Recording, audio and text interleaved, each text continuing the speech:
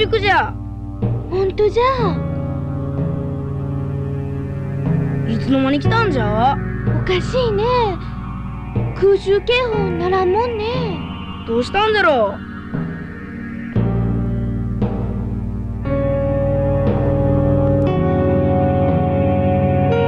Le 11 juillet 2023, au Grand Rex, au cœur de Paris, a eu lieu l'avant-première mondiale du dernier film de Christopher Nolan, Oppenheimer.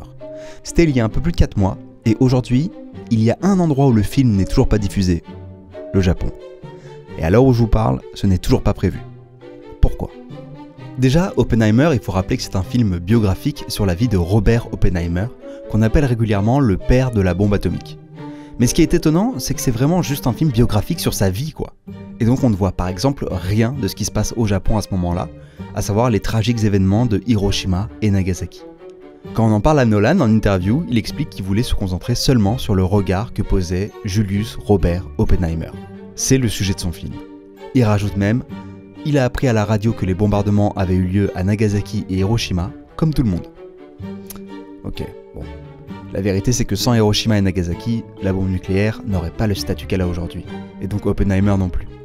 Je rappelle un peu de contexte, quand le bombardement d'Hiroshima a eu lieu, le 6 août 1945, Hitler était déjà mort et l'Allemagne avait déjà capitulé. C'était plutôt pour les Américains l'occasion de faire payer aux Japonais l'attaque de Pearl Harbor et de montrer au reste du monde leur puissance militaire. Et une bombe n'a pas suffi, ils en ont lâché une deuxième. 3 jours plus tard. Passons sur la promotion autour d'Oppenheimer et sa petite rivalité avec Barbie qui a carrément poussé le compte Twitter de Barbie à répondre à un montage en disant « Un été dont il faut se souvenir ». Alors évidemment, incident diplomatique avec les Japonais, parce que l'été dont il faut se souvenir, c'est plutôt celui de 1945, et si c'était une vanne en rapport avec ça, c'est extrêmement malvenu. Donc voilà, Oppenheimer n'est toujours pas sorti au Japon, et il est probable que ça ne sorte jamais. Mais du coup, ça m'a donné envie d'aller à Hiroshima. C'était la 3e fois que je mettais les pieds au Japon, et j'avais encore jamais vu cette ville. Je pense que c'est parce que j'avais une petite appréhension de ce que je pouvais y trouver. Et une des choses que j'ai envie de vous montrer, c'est le musée du Mémorial de la Paix. J'espère que vous êtes bien installés, parce que c'est assez marquant.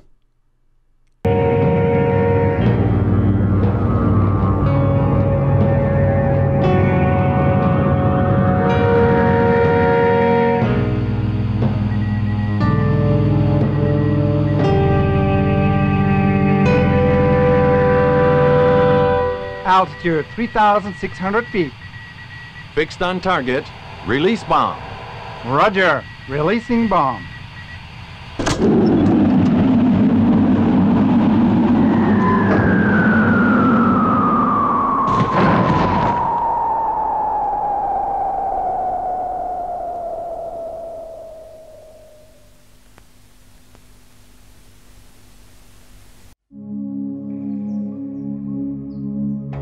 On est actuellement à Hiroshima, je viens de me lever, il est un peu 8h passé, 8h10. Regardez-moi cette vue. Allez, c'est parti. Hiroshima, en japonais la large île. Fondée en 1589 sur la côte nord de la mer intérieure de Seto par le seigneur féodal Terumoto Mori, Hiroshima est la plus grande des îles que forment les bras de la rivière Ota, d'où son nom. Donc il est 8h40, le musée ouvre à 8h30, regardez c'est la file d'attente pour accéder au musée. On m'a dit qu'il y avait une file d'attente, mais c'est pour ça que je suis venu tôt. En fait elle est déjà énorme quoi. Ça c'était avant l'explosion, donc on voit ce genre de bâtiment par exemple, aujourd'hui il n'y en a plus du tout.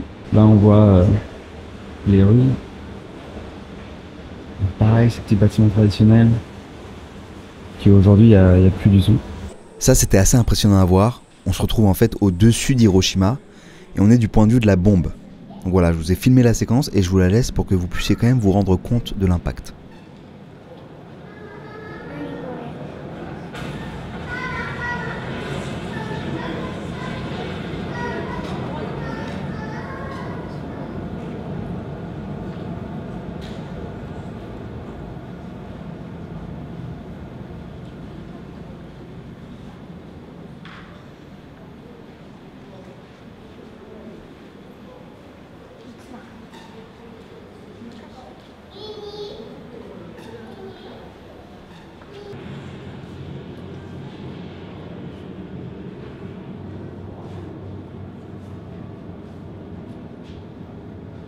Je suis en train de faire le montage de la vidéo. On est dimanche minuit et en fait, je suis en train de me rendre compte que il y a plein d'images qui sont beaucoup trop fortes et trop dures.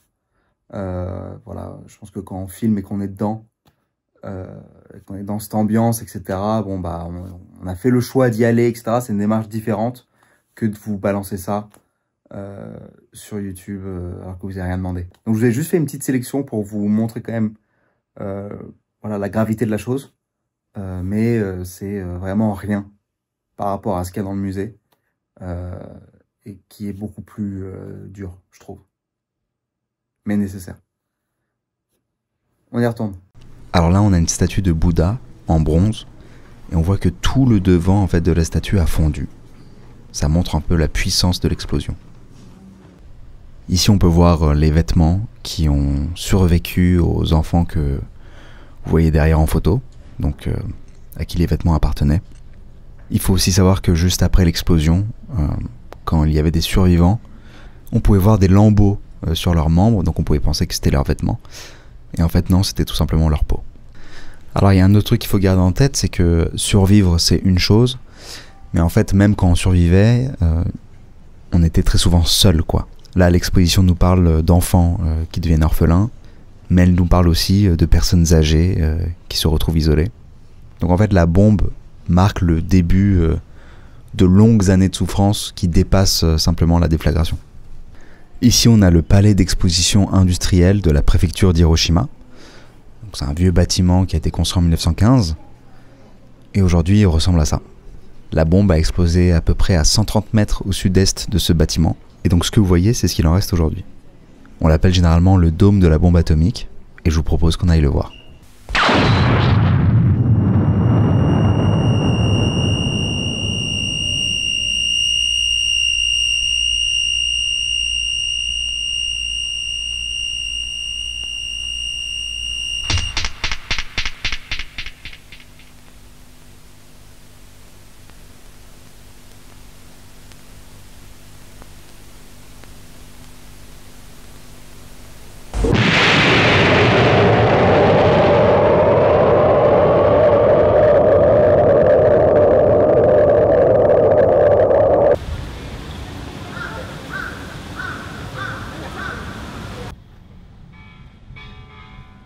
Donc là on n'est pas très loin du muséum, vous voyez derrière moi le dôme. Donc c'est des ruines qui restent suite à l'explosion de la bombe. Et j'étais en train de chercher pour vous montrer potentiellement d'autres ruines. Et donc me balader dans la ville pour aller les filmer. Et en fait c'est la seule quoi. C'est la seule qui a survécu, apparemment. C'est vraiment... il reste rien quoi. Les impressions, je sais pas quoi vous dire quoi. Très lourd, très dur. Je vais être honnête, je pense que je m'en rendais pas vraiment compte avant d'être là. Et ce que j'espérais de ma venue ici à Hiroshima, c'était de réaliser en fait ce qui s'est passé. Et en fait, je réalise un peu plus, mais je réalise toujours pas vraiment quoi. Je pense que c'est vraiment impossible de se rendre compte. J'ai eu plusieurs fois la larme à l'œil en lisant des témoignages, en regardant des objets qu'il y avait de cette époque et tout. Et en fait, ce que je trouve fou, c'est que c'est tellement loin de nous, en tout cas moi dans mon éducation, je vais dire française, quoi, c'est-à-dire l'école en fait, tout simplement. On en parle évidemment, il me semble qu'il y a des photos et tout, mais ça semble tellement loin dans le temps et l'espace que ça nous touche, mais ça va quoi. Et puis ça s'inscrit dans les cours de la Seconde Guerre mondiale où on nous montre plein d'autres atrocités beaucoup plus proches de nous. Ouais, on met moins l'accent dessus, on s'attarde un peu moins dessus, et puis on se rend un peu moins compte, et puis on apprend ça aussi dans un contexte de cours en fait, où voilà, on a des examens, etc. Mais là, venir ici et s'en rendre compte, être dans cette ville où en fait tout est neuf, quoi, entre guillemets, enfin je veux dire, il n'y a aucun bâtiment d'époque à part lui. C'est très bizarre, quoi, c'est... En fait, c'est à la fois triste, terrible, et à la fois, je trouve, ça donne de l'espoir. De voir cette ville-là, avec une activité, avec des gens, etc. Et en fait, se dire que, y a 80 ans maintenant. C'était détruit total. Et là en fait, on nous l'aurait pas dit. On l'aurait pas su quoi. Quasiment. Et je trouve ça assez ouf. Cette capacité de rebond en fait. Voilà. Bon. Bah du coup, je pense qu'on va rentrer.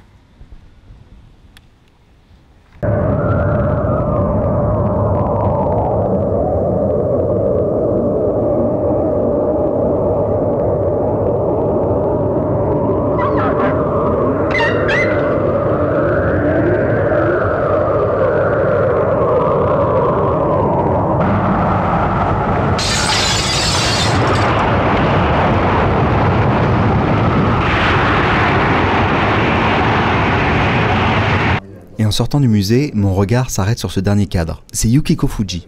À gauche, elle a 10 ans, elle se tient au milieu des ruines. À droite, elle a 20 ans et elle est devant son lieu de travail. Une des choses qui m'a le plus marqué à Hiroshima, c'est ce petit jardin, au centre de la ville. Le jardin Shukeien, littéralement jardin de scène miniaturisé. Ces jardins sont conçus pour refléter la beauté de la nature en utilisant des éléments réduits à une échelle plus petite, comme de petits étangs, des rochers, des arbres et des collines, créant ainsi une représentation concentrée et artistique de la nature. J'étais au milieu de ce jardin et j'avais l'impression qu'il était là depuis des millénaires. Jamais je ne me serais douté qu'il avait été carbonisé quelques décennies plus tôt. D'ailleurs, je vais être honnête, j'y suis resté peut-être 1 ou 2 heures et je n'y ai même pas pensé. Je n'y ai pensé qu'au moment où j'ai écrit la vidéo. J'étais hors du temps. Et ce n'est pas que la nature qui a repris ses droits sur Hiroshima. C'est aussi les bâtiments et les rues qui se sont reconstruits et qui se dressent fièrement. Au-delà de ça, ce sont des gens simples, des gens comme partout finalement, de tous les âges, qui vivent dans cette ville sans le poids du passé. Et des enfants aussi, que leurs parents viennent chercher à l'école. Et tout ça me fait penser à la résilience. La résilience, c'est ce phénomène psychologique qui consiste à se reconstruire après un événement traumatique. C'est quelque chose de mouvant, et non de fixe. Parfois, le poids du traumatisme est plus lourd que les ressources de l'individu, et c'est aussi quelque chose qui varie entre les événements, les traumatismes et les cultures. Mais s'il y a un autre concept dont j'ai envie de vous parler, c'est bien celui de la sublimation. À la base, c'est un concept freudien. Pour Freud, c'est un processus psychologique où nos pulsions non acceptées en société, souvent sexuelles ou agressives, vont se transformer en actions acceptables et valorisées, comme par exemple dans de l'art. Je suis pas hyper fan du concept, mais il y a une idée que j'aime bien quand même là-dedans. C'est la seconde partie. J'ai l'impression qu'aujourd'hui, quand on parle de sublimation, en psychologie, on ne pense pas qu'à des pulsions sexuelles ou agressives, mais finalement, la transformation de n'importe quel sentiment en quelque chose de valorisant. Et donc aussi la tristesse ou la honte, qui peuvent être associées à des traumatismes. Et à mon sens, le Japon l'a fait à un niveau de conscience collectif. Il l'a fait avec Atashi no Gen, le manga dont est tiré l'anime que j'ai pu mettre dans la vidéo.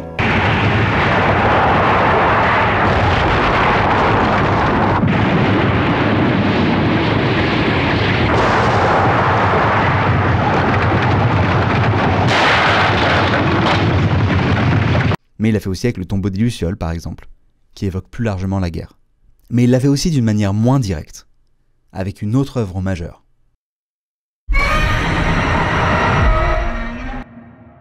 Godzilla. Godzilla, c'est une pièce centrale dans la pop culture japonaise. La franchise compte au total 37 films, ce qui est énorme, dont 33 japonais et 4 américains. Le concept est simple. Un kaiju, donc un monstre étrange en japonais, vit au fond des océans et se fait réveiller par les essais atomiques dans le Pacifique. Ce monstre sort de l'eau et détruit Tokyo. Ça, c'est le pitch en résumé. Ce monstre, c'est Godzilla. Alors, anecdote, le premier Godzilla est sorti en 1954 au Japon, mais 1 an plus tôt, pendant qu'il était en pré-production, les US sortent Le Monstre des Temps Perdus, qui va inspirer d'une certaine façon Godzilla, même si la pré-production avait déjà commencé. Mais il y a des différences majeures, évidemment, par exemple tout l'aspect anti-nucléaire du film. Parce que oui, vous l'aurez compris, Godzilla ce n'est pas un simple film ou un simple monstre, c'est l'allégorie de la bombe atomique. Cette chose qui vient, et qui sans sommation, vient détruire une ville entière. C'est pas comme King Kong où il y a une interaction, voire même un monstre qui tombe amoureux. Non, là il n'y a aucun contact possible avec le monstre. Il n'a rien d'humain. Il est totalement différent de nous. Il n'y a qu'une seule chose à faire, subir. Le film marque évidemment les Japonais, il sort moins de 9 ans après la fin de la guerre, et le film commence avec des bateaux japonais qui se font engloutir sans qu'on comprenne vraiment pourquoi. Alors ironiquement, 8 mois plus tôt, un navire japonais, le Daigo Fukuryumaru, a vu tout son équipage souffrir de symptômes d'irradiation aiguë à cause des essais atomiques américains dans le Pacifique. Et d'ailleurs, l'un des membres de l'équipage n'a pas survécu. L'impact de Godzilla dans la culture populaire est massif. Ajusté à l'inflation, le film a fait un peu moins de 100 millions de dollars au box-office japonais.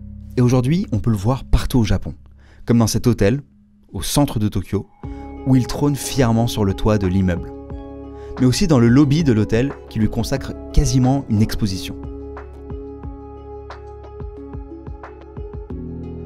Il y a aussi une autre statue dans la ville de Tokyo, et il y a même un musée Godzilla avec une tyrolienne qui vous permet d'entrer dans sa bouche. J'ai failli y aller pour la vidéo, mais je vais pas vous mentir, c'était un peu loin.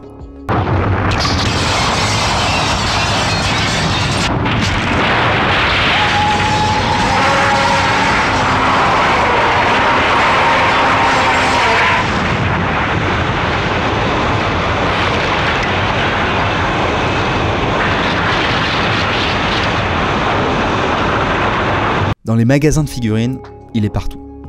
De toutes les tailles, de toutes les matières, de toutes les couleurs.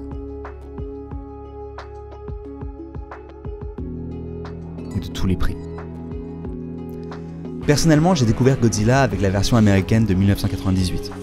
J'avais adoré ce film que j'avais trouvé incroyable, mais j'avais pas la maturité pour capter ce lien si profond avec l'histoire japonaise. Dans le dernier trailer de Godzilla Minus One, donc cette fois on retourne sur la version japonaise, on voit même une scène qui pour moi est une référence évidente à Hiroshima. Celle-ci, où il semble pleuvoir, mais pas n'importe quelle pluie, de la pluie noire. La même pluie noire qu'on retrouvait sur les murs qui n'étaient pas tombés à Hiroshima. Ou bien que les survivants, totalement assoiffés, essayaient de boire quand elle tombait du ciel. Transformer ces traumatismes en œuvres d'art, à l'échelle d'un peuple, c'est la force du Japon. Et ce qu'il faut réaliser, c'est que c'est la force de l'humanité. Quelque part, on a tous notre Godzilla. Merci d'avoir regardé cette vidéo, et à bientôt.